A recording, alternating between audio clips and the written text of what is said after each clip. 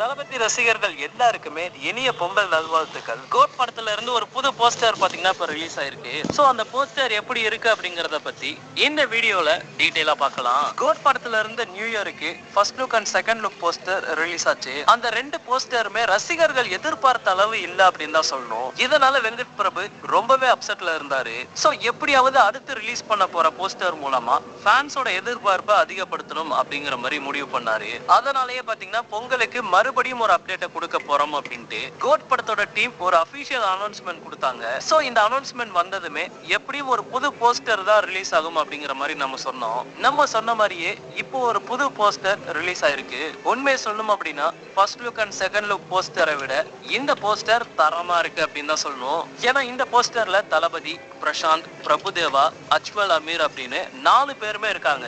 இந்த 4 பேருமே பயங்கரமான யங் லுக்ல இருக்கிற மாதிரி கொடுத்திருக்காங்க.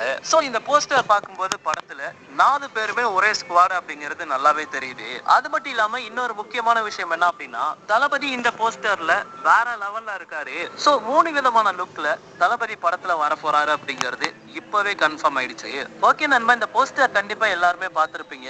எப்படி இருக்கு, உங்களுக்கு பிடிச்சிருக்கு அப்படிங்கறத மறக்காம கமெண்ட்ல ஷேர் பண்ணுங்க. நெக்ஸ்ட் இந்த போஸ்டர்ல இருக்க ஹிடன் டீடைல்ஸ் என்னென்ன அப்படிங்கறத பத்தி அடுத்த வீடியோல டீடைலா பார்க்கலாம். முக்கியமா நம்ம சேனலை சப்ஸ்கிரைப் பண்ணி சப்போர்ட் பண்ணுங்க.